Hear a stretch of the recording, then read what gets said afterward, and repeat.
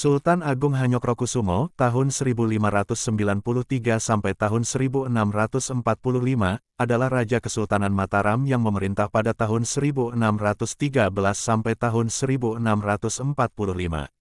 Nama aslinya adalah Raden Mas Jatmika, atau terkenal pula dengan sebutan Raden Mas Rangsang. Sultan Agung merupakan putra dari pasangan Prabu Hanyokrowati dan Ratu Mas Adidiah Banowati. Sultan Agung merupakan penguasa Mataram yang berhasil membawa kerajaan Mataram ke dalam masa kejayaan. Wataknya yang tegas dan pintar membuat Sultan Agung mendapatkan banyak gelar atas prestasinya. Kerajaan Mataram menjadi kerajaan terkuat dan terbesar di Nusantara pada masa itu. Mataram juga berkembang pesat dalam berbagai bidang karena di bawah kendali Sultan Agung. Sultan Agung juga menjadi sosok pemimpin yang memiliki ciri yang unik dan khas. Kerajaan Mataram Islam pada puncak kejayaannya adalah salah satu kerajaan terbesar di Jawa, yang terkenal karena perlawanan sengitnya terhadap VOC, Verenigde Oostindische Compagnie, perusahaan dagang Belanda. Periode kekuasaan Mataram yang melawan VOC berlangsung dari masa Sultan Agung Hanyokrokusumo tahun 1613 sampai tahun 1645, hingga masa Amangkurat pertama, ketika akhirnya hubungan antara kerajaan dan VOC mulai merosot.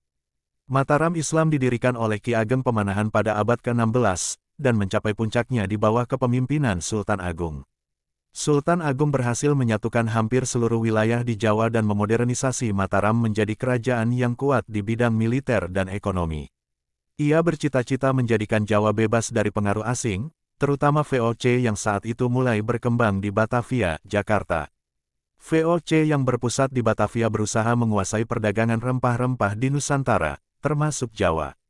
Pada masa Sultan Agung, Mataram merasa terancam oleh keberadaan VOC yang juga memiliki agenda politik. Sultan Agung melihat VOC sebagai ancaman atas kedaulatan kerajaan, sehingga ia melakukan 2 kali serangan besar ke Batavia. Serangan pertama, 1628, Sultan Agung mengirim pasukan besar ke Batavia, namun serangan ini gagal karena logistik yang tidak mencukupi dan pertahanan VOC yang kuat. Banyak prajurit Mataram kelelahan dan kurang persiapan untuk menghadapi pertahanan benteng VOC. Serangan kedua, 1629, Sultan Agung kembali menyerang Batavia dengan pasukan yang lebih besar dan persiapan yang lebih matang. Namun, VOC membakar lumbung-lumbung padi yang ada di sepanjang perjalanan, membuat pasukan Mataram kekurangan makanan. Meskipun mereka berhasil mendekati Batavia, pasukan Mataram tetap tidak dapat menembus benteng VOC dan akhirnya mundur. Sultan Agung menerapkan berbagai taktik dalam menghadapi VOC, termasuk dengan menyerang secara langsung serta menguasai wilayah-wilayah sekitar Batavia untuk melemahkan VOC. Ia juga mencoba memperkuat angkatan laut, meski belum sekuat armada VOC.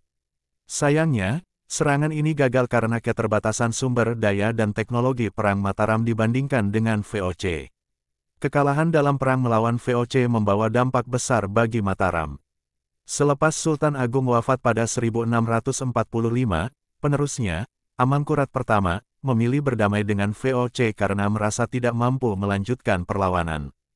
Hubungan antara Mataram dan VOC akhirnya memburuk akibat adanya kesepakatan yang merugikan pihak Mataram dan konflik internal di kerajaan.